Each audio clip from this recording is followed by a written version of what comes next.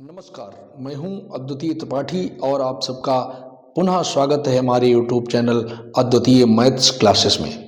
आज हम लोग जो समांतर श्रेणी की प्रश्नावली 5.1 इससे पहले समाप्त हो चुकी है और आज हम लोग देखेंगे प्रश्नावली 5.2।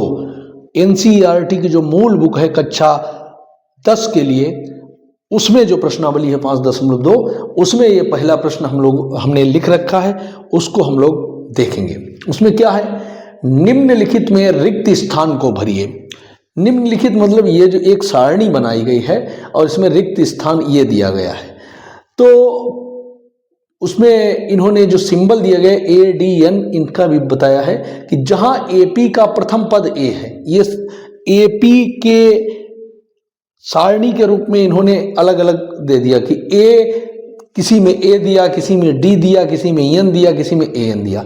और A है क्या, प्रथम पद A है, सार्वांतर D है, N क्या है, पदों की संख्या है, और AN क्या है, Nवां पद है।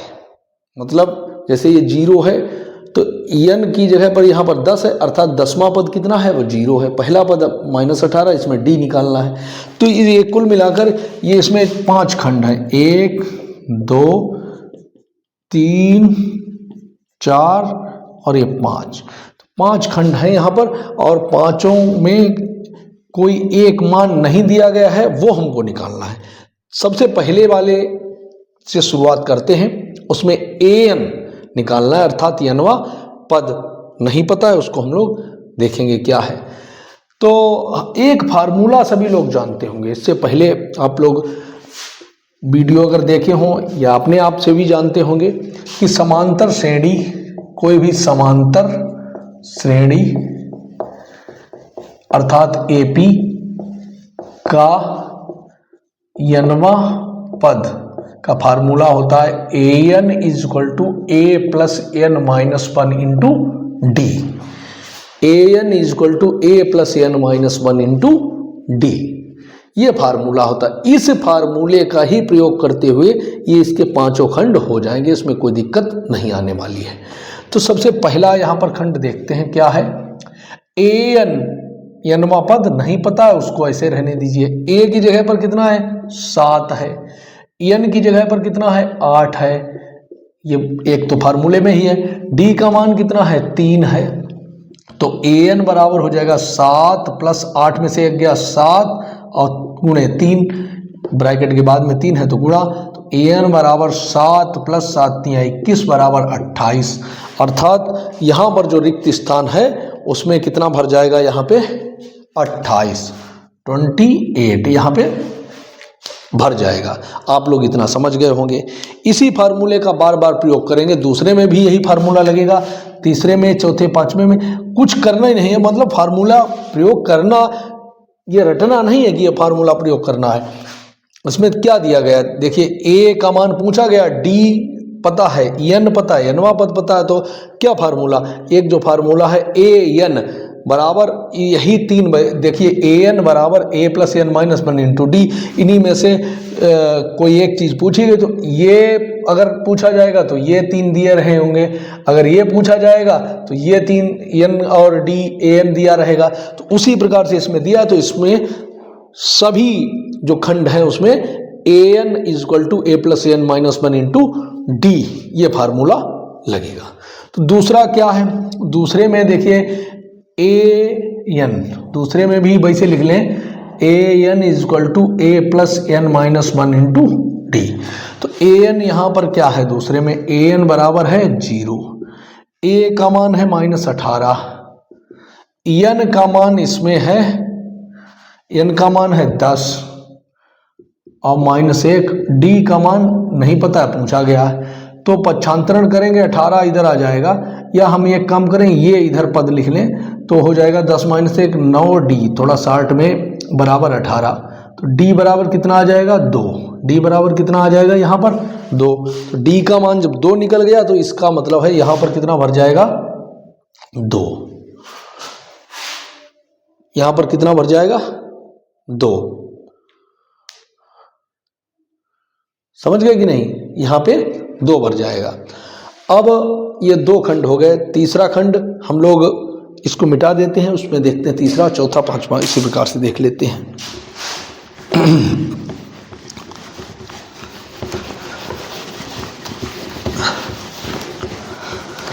तो तीसरे में क्या करना है, इसी प्रकार करना है, फार्मूला वही A N equal to A plus N minus one into T. तो ए एन, तीसरे में ए का मान नहीं पता, ए एन का मान है -5, ए का मान एन, ए एन का मतलब होता है एनवा पद, अर्थात जैसे इसमें तीसरे में ए एन का मतलब -5 और एन का मतलब है 18, इसका मतलब है 18वां पद -5 है। 18वां पद क्या है? -5 है। तो ए एन -5 है। ए की जगह पर हमें ए का ही मान निकालना है। इसमें एन का मान कितना दिया गया इसमें? 18 -1, और डी का भी मान कितना है? -3 है। इसी को सॉल्व करके ए निकाल दीजिए। तो -5 बराबर ए, और 18 में से 1 निकल गया, कितना बचा? 17, और -3 के साथ गुणा होगा तो -51 हो जाएगा।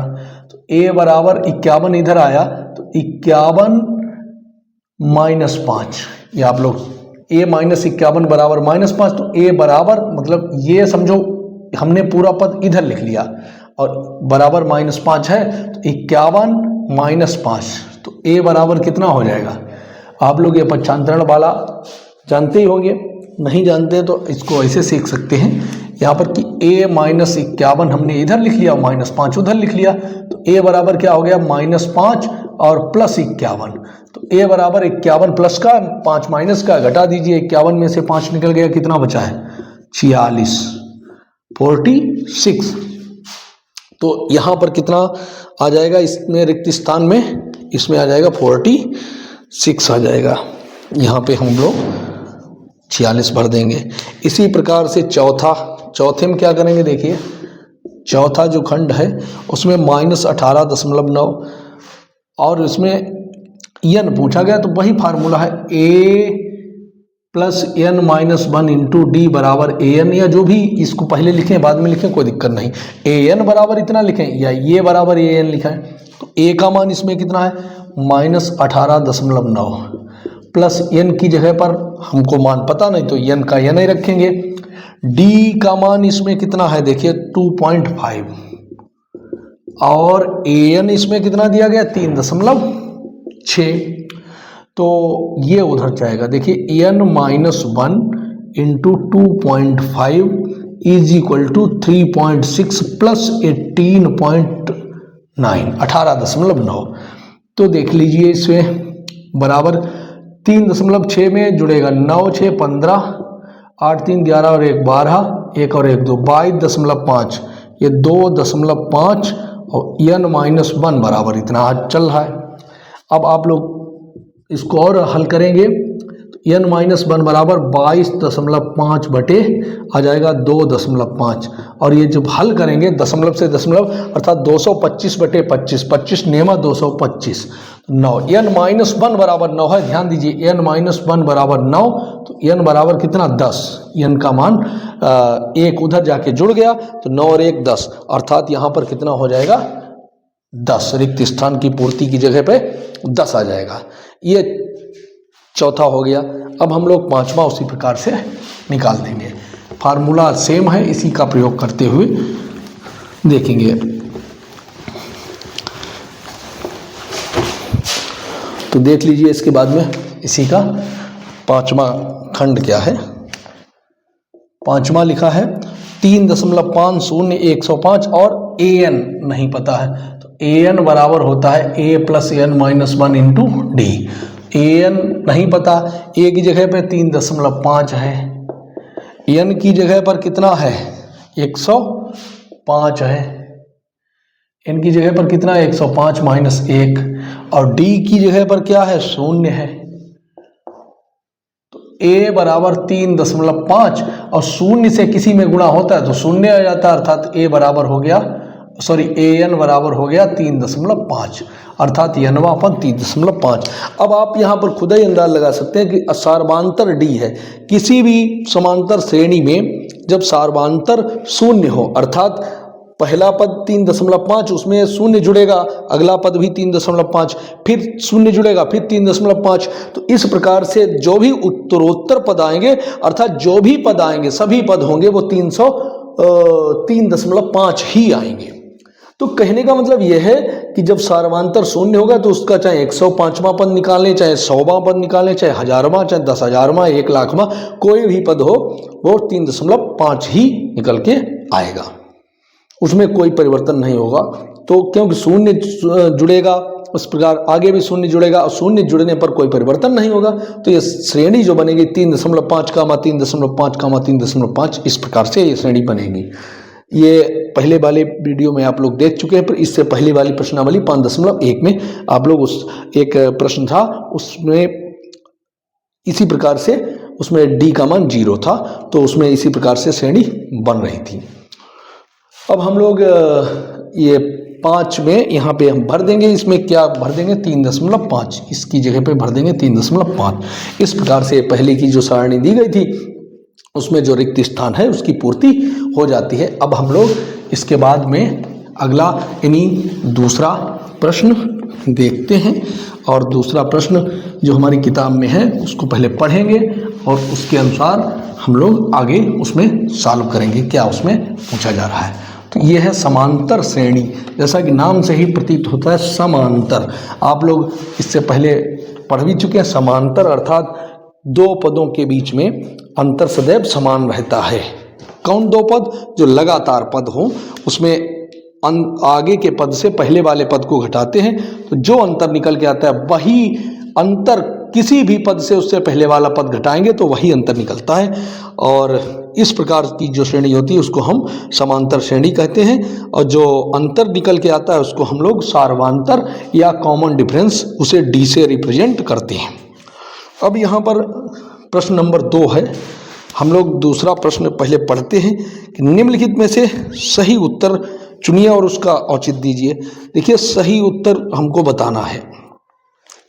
दूसरा क्या है, इसको दूसरे का पहले हम लोग देखते हैं। दूसरे में एक एपी दी गई है, ऐसे लिखा गया है एपी 10,7,4, फिर डॉट डॉट डॉट, और उसमें लिखा है का 30वां पद, का 30वां पद है, और ऐसे विकल्प दिए गए। उसमें पहला विकल्प है ए दिया गया है 97, बी दिया गया है 77, सी दिया गया है -77 और डी दिया गया है -87। अर्थात ए दिया गया है 97, बी 77 और सी -77, डी -87। ये 4 विकल्प दिए गए। अब जो भी निकलेगा 30वां पद वो इसी में से होगा, तो हम कह देंगे ये वाला विकल्प सही है और कुछ नहीं करना है। तो देख लेते हैं इसमें देखिए एपी दिया गया है। इसमें इस एपी का प्रथम पद क्या दिया गया बताइए। प्रथम पद अर्थात ए जो है वो 10 है। प्रथम पद ए बराबर 10 है। सार्वधातुक क्या है? सार्वधातुक डी बराबर होता है A2 - A1। जब हम करेंगे तो 7 - 10 बराबर कितना आ जाएगा? -3 आ जाएगा। और हमको निकालना है 30वां पद A30। तो A30 बराबर हो जाएगा A + 29D। आप लोग जानते हैं formula AN = A + n - 1 × D। AN का मतलब A30 बराबर A + 30 - 1 × D अर्थात 29D, ऐसे निकल के आ जाएगा। तो यहाँ से A30 हम लोग निकाल लेते हैं। n की जगह पे 30 रखेंगे, एक स्टेप हमने यहाँ पे कम कर लिया है, या फार्मूले में ही डायरेक्ट रखेंगे, कोई दिक्कत नहीं है। A का मान क्या है? A का मान है 10, n का मान n - 1 डायरेक्ट है 29, मतलब एक कम, जितने भी पद हैं 29 है तो 30 - 1 अर्थात 29, और D का मान कितना है? -3 है। तो कितना हो गया बताइए? 10 और 29 का 3 में गुणा, 3 × 27, 3 दूनी 6 और 2 8, -87 प्लस माइनस -87 घटा देंगे तो आ जाएगा -77। तो 87 10 - 87 -77 और विकल्प कहाँ पर है? सी विकल्प सही है। इसमें कौन सा विकल्प सही हो जाएगा? तो ये वाला विकल्प इसमें सही हो जाएगा। लिख देंगे चूंकि विकल्प नंबर सी बराबर -77 है, वही विकल्प सही है। तो ये दूसरे का पहला हो गया। इसी प्रकार से इसका हम लोग दूसरा खंड देखते हैं। इसका दूसरा खंड क्या दिया गया है, हम लोग इधर देख लेते हैं। इसी का दूसरा खंड, तो दूसरा क्या है? एक एपी यहाँ पर भी दी गई है। कौन सी एपी है? -3, -1/2, 2 और डॉट डॉट डॉट का 11वां पद। कौन सा पद? का 11वां पद है। 11वां पद है और विकल्प दिए गए हैं। ए दिया गया है 28, बी दिया गया है 22, सी दिया गया है -38 और डी यहाँ पर दिया गया है -48 सही 1/2। ये विकल्प दिए गए हैं। तो हम इसको हल करते हैं, जो भी आएगा वही उत्तर वहाँ पे लिख देंगे। तो फार्मूला वही है, an = a + n - 1 × d। an मतलब 11 बराबर a की जगह पर कितना है? -3 है। n कितना है? n है 11 - 1 या 10 डायरेक्ट लिख सकते थे। 11 - 1 10। और d का मान क्या होगा? d देखिए यहाँ पर निकाल लीजिए। d बराबर होता है a2 - a1। तो d बराबर a2 - 1/2 -3 तो हो जाएगा -1/2 +3। तो घटाएंगे तो 2 × 3 = 6 -1 अर्थात 5/2 आ जाएगा। 5/2। तो d का मान कितना हो गया? 5/2। तो a 11 जब निकालेंगे तो -3 + 10, ये कितना हो गया? 10 हो गया और गुणे 5/2। तो ये 2 × 5 = 10 हो गया।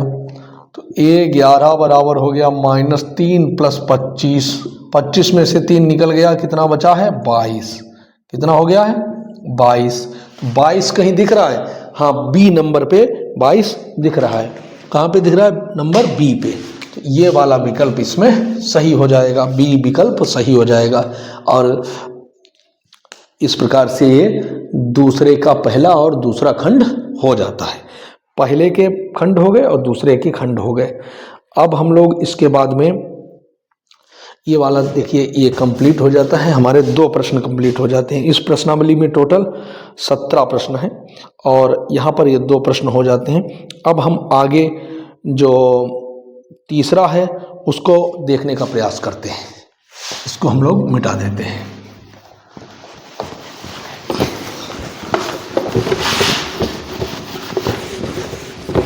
तीसरे में कितने खंड हैं? तीसरे में कुल मिलाकर यहाँ पर 5 खंड हैं। और किस प्रकार से दिया गया है सवाल, ऐसे हम लोग देखेंगे। तीसरे में लिखा, निम्नलिखित समांतर श्रेणियों में रिक्त खानों के पदों को ज्ञात कीजिए। तो तीसरा जो है इस प्रकार से है। तीसरे का पहला,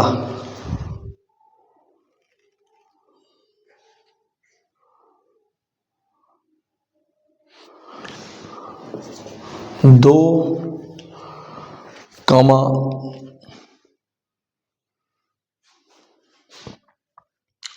ये बॉक्स बना है, उसके बाद में कामा 26 लिखा है। तो यहाँ पर क्या आएगा वो हम लोग देखेंगे। 2 फिर यहाँ पर भरना है, उसके बाद में 26। तो देखिए इसका पहला जो है ये इस प्रकार से देखिए, ये यहाँ पर ये तीनों पद हैं किसमें? एपी में है। किसमें है? एपी में है। तो यहाँ पर ये खंड 2 और यहाँ पर हमको लिखना है, अर्थात इसमें रिक्त ये है और इसी का मान हम लोगों को बता देना है। तो यहाँ पर ये पहला पद, ये दूसरा मान लीजिए A2 है। तो हम जानते हैं कि A2 - A1 बराबर होगा A3 माइनस A2 क्यों बराबर होगा, क्योंकि ये AP में है। A2 कितना है पता नहीं है, A1 पता है 2, A3 ये 26 माइनस A2, तो A2 माइनस 2, A2 माइनस 2 कितना हो जाएगा, देखिए A2 minus 2 is equal to 26 minus A2, 26 minus A2, और A2 इधर आ गया है, वही पद हमने 2 बार लिख दिया है, तो A2 2A2 हो जाएगा, यहाँ पर 26 और 2 28 हो जाएगा, तो A2 बराबर हो जाएगा 28/2 बराबर 14 हो जाएगा, बराबर कितना हो जाएगा 14, ये 14 निकल के आ जाएगा, यहाँ पे हो जाएगा 14, इसकी जगह कितना आ जाएगा 14, रिक्त स्थान यहाँ पे फिल हो जाएगा। अब हम लोग इसके बाद के जो सवाल हैं वो अगले वीडियो में देखेंगे। तब तक के लिए नमस्कार, जय हिंद।